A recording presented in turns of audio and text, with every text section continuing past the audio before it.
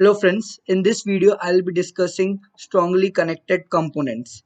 So input will be a directed graph and we need to print strongly connected component. So what do you mean by this? So strongly connected component means like there will be a path exist between every pair of vertices. Okay. So if the graph is directed graph, we need to find out strongly connected subgraphs. Okay, we need to find out strongly connected subgraphs. But if the graph is undirected graph, then we need to find out strongly connected components. Suppose this is an undirected graph. So in case of undirected graph, this is a strongly connected component, and this is also a different strongly connected component. Okay, so why this is strongly connected component? Because from vertex 2 there is no path to vertex 3, so there must be a path between every pair of vertices. So in case of undirected graph, it's very easy to find it. What we need to do is that just we need to apply DFS algorithm. So if we apply DFS algorithm on vertex 1, then this DFS traversal, what it will do, it will print this connected component. So it will print 1 and 2. Then by using a for loop, we need to move our DFS call for vertex 3, and then we can print vertex 3 in a separate row. So by this way we can get strongly connected components vertices in case of undirected graph. But in case of directed graph, we need to find out subgraph, that is connected subgraph. So if we see this, this is one strongly connected component. Why? Because between every pair of vertices there exists a path. Like we can reach vertex 0 from vertex 1 from vertex 2 by following a path. Like there exists a path between every pair of vertices. Now come vertex 3. So if we see vertex 3, like we can reach vertex 4, but there is no path that help to reach again back to the vertex 3. So it means that this is a separate component. So vertex 3 is a separate component. Again, in case of vertex 4, if we see that there are no other vertices connected to vertex 4, so that it follows or it make a strongly connected subgraph. Okay, so basically vertex 4 is a different component. So if we see this graph, we find that there are three strongly connected components, that is 0, 1 and 2. This subgraph, vertex 3 is a different component, and vertex 4. So if we are going to apply DFS algorithm directly in vertex 1, then if we traverse this graph, then we find that applying DFS algorithm won't help to print strongly connected component. Okay, but suppose if we find a sink vertex. So what do you mean by sink vertex? A vertex from which we can't reach to any other vertex. So if we see this vertex 4, vertex 4 is a sink vertex. So if we apply DFS on this vertex, then we can print strongly connected component. Like see, DFS of vertex 4.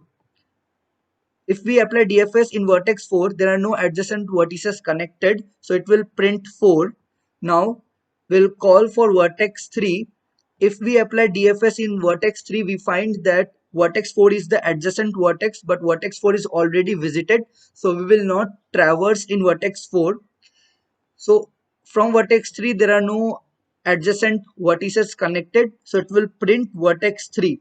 Now we'll call DFS for vertex 0. So if we call DFS for vertex 0, then this DFS traversal, what it will do is that for vertex 0, it will print 0, mark it visited, then control will go back to vertex 2 as it is its adjacent vertex connected.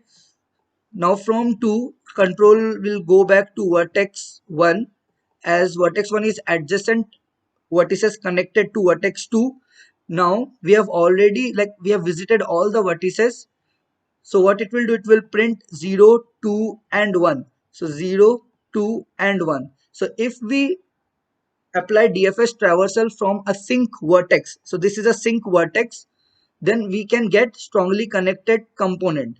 But unfortunately, there are no ways to find out sync vertex in a given graph. Okay, so in order to find sync vertex, we need to apply an algorithm. So the name of an algorithm is Kosa-Raju algorithm. Okay, Kosa-Raju algorithm. We need to apply Kosa-Raju algorithm in order to find strongly connected component. So there are basically three steps in order to implement Kosa-Raju algorithm. But in short, this algorithm contains two DFS traversals and it uses stacked data structure. Okay, so two DFS traversal plus stacked data structure helps to find strongly connected component in case of directed graph. So let's understand Kosa-Raju algorithm. So consider this graph as an input graph. So if we represent this graph, we can represent it in this manner. Okay, where 0 1 2 is one connected subgraph, 3 is one component and 4 is one component. So basically there are three components. So if we are going to find DFS from vertex 4, then in one DFS traversal we can get our strongly connected components, but there are no ways to find this sync vertex. So in order to find the sync vertex, we need to use Kosa-Raju algorithm. So basically there are three steps in Kosa-Raju algorithm. And in short, Kosa-Raju algorithm uses two DFS traversals plus stack data structure. Okay. So step 1, push vertices in stack in decreasing order of their finish time. Okay. So we are going to use stack data structure and we are going to push vertices in decreasing order of their finish time. Suppose we are going to start DFS traversal from vertex 0. Okay. Now from vertex 0, unvisited and adjacent vertices available are vertex 3 and vertex 2. Suppose we move to vertex 2 from 0. Suppose we move to vertex 2. So start time is 1. Okay. So this first value indicates the start time and second value indicates finish time. So start time is 1. Then from 0 it moves to 2. Start time from what for vertex 2 start time is 2. Okay, now from vertex 2 move to vertex 1 because 1 is adjacent unvisited vertex. So start time is 3. Now from vertex 1 there are no adjacent vertices, unvisited vertices left. So vertex 1 has finished its traversal, its recursive calls. So its finish time is vertex 4. Sorry, its finish time is 4. So vertex 1 is the first vertex that has completed its traversal. Okay, so what we'll do, we'll push vertex 1 in a stack. Now control will come back to the caller of vertex 1. The caller of vertex 1 is vertex 2. So there are no unvisited adjacent vertices available for vertex 2. So vertex 2 has finished its traversal. So its finish time is 5. So first we push 1. Next we need to push 2. Okay. Now control will go back to the caller of vertex 2. The caller of vertex 2 is vertex 0. Now it will search whether there is unvisited adjacent vertex available from vertex 0 or not. So yes, there is vertex 3. So control will go back to vertex 3. So start time of vertex 3 is 6. Now from vertex 3 again there is unvisited adjacent vertices available, that is vertex 4. So control will go back to vertex 4. Its start time is 7. Now from vertex 4 there are no unvisited adjacent vertices available. So vertex 4 has finished its traversal. So its finish time is 8. So we need to push this vertex 4. Now from vertex 4 control will go back to the caller of vertex 4, that is vertex 3, and from vertex 3 again there are no unvisited adjacent vertices left. So vertex 3 has finished its traversal and its finish time is 9. So what it will do, it will push vertex 3 inside the stack. Now from vertex 3 control will go back to vertex 0, that is the caller of vertex 3, and vertex 0 has no unvisited adjacent vertices left. So it has finished its traversal, so its finish time is 10. Then vertex 0 will be pushed back to the stack. So in one traversal of DFS inside our stack we will get the vertices in decreasing order of their time, decreasing order of their finish time. it means that vertex 0 has high finish time, maximum finish time. So why we need to find this finish time? Basically, this finish time indicates the reachability. So if we start DFS from vertex 0 and we find that vertex 0 has high finish time, it means that vertex 0 has processed its adjacent vertices, its adjacent connected components first, and after that vertex 0 is inserted inside a stack. So if we closely look this approach, we find that it's somewhat similar to topological sort, but it is not topological sort because topological sort is applied in case of directed acyclic graph, but in this graph there is a cycle. Okay, but the process is same, somewhat like topological sort. So this finish time, what it indicates that from a vertex we can reach to other strongly connected component. Okay, so from 0 we can reach to strongly connected component, say vertex 3. Then we need to process vertex 3 first. Then from vertex 3 again we can reach to strongly connected component vertex 4. We need to process 4 first.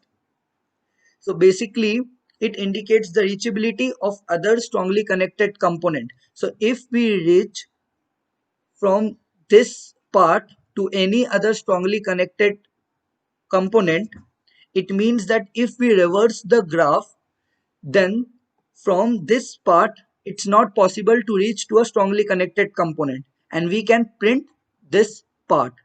So in order to make this graph, we need to reverse the graph first. Okay, and if we reverse the graph, suppose we reverse the graph, this graph is being reversed, the connected component property will remain same. So if we look at this graph, we find that the connected component property is same, but with the help of finish time, what we did is that we came to know the vertex from which we can reach to other strongly connected components. Okay, so we came to know the reachability of vertex in one strongly connected component to other strongly connected components, and if we reverse the graph, then from that vertex it's not possible to reach to other strongly connected component. So if from a vertex it's not possible, then definitely that vertex will act as a sink vertex. Okay, so if we reverse the graph, initially from 0 we can reach to other strongly connected components, but if we reverse the graph, we find that from vertex 0 it's not possible to reach to the strongly connected component. Okay, because the graph is directed, and moreover we have reversed the graph. So next step will be to reverse the edges of a graph. So our input graph was this. So what I did is that we have reversed the graph. And the important thing to note is that strongly connected component property remains same if we reverse the graph. So it will help us to find, it will make the graph to find same kind of vertex. Okay, so then what we need to do in step 3, we need to traverse the graph in order of vertex in a stack. So in stack we got this, in decreasing order of the finish time all the vertices are being in the stack. Now we need to traverse this reverse graph from the vertices inside the stack. So suppose the first vertex is vertex 0. So we need to do DFS of 0. Simply apply DFS algorithm with the vertex in the order inside the stack. So from DFS 0, now if we see the reverse graph, from 0 we can move to 1, from 1 we can move to 2, and from 2 there are no adjacent vertices left.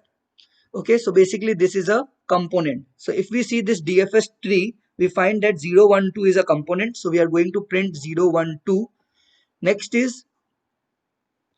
we need to call DFS for vertex 3. Now from 3, as vertex 0 is adjacent but vertex 0 is already visited, so there are no adjacent vertices left. So we need to print this vertex 3. Now control will call for DFS in vertex 4. So there are no adjacent vertices left because vertex 3 is already visited. So we'll print vertex 4. So basically we are going to print its strongly connected component by following these steps. Okay, so if we reverse the graph, if suppose the graph was this, so if we are going to reverse the graph, what we can find is that now 0, 1, 2 becomes the sync vertex, because from 0, 1, 2 it's not possible to reach to other strongly connected component. Okay, initially the sync vertex was vertex 4, because if we traverse from vertex 4 we can print vertex 4, then vertex 3, then 0, 1, 2. But it's not possible to find sync vertex in first attempt, so we need to follow these three steps. We need to follow Kosa-Raju algorithm, and what it did was it reversed the graph. It arranged the vertices inside stack in decreasing order of their finish time, and with the help of high finish time vertex we are going to process the reverse graph. And while processing the reverse graph we find that connected component property remains same, and now this 0 comma 1 comma 2 acts as a sync vertex. So it will, so if we apply DFS for 0 1 2, it will print this first, then it will then we need to apply DFS for vertex 3 and then vertex 4. So by this way we can print strongly connected component. And if we see the time complexity, the time complexity is linear time complexity, that is big O of V plus E. So basically this V plus E is the time complexity for a single DFS traversal, but we are doing two DFS traversals, so it's basically big of V plus E, big of 2V plus 2E. Ultimately, by removing the constants, we can get big of V plus E.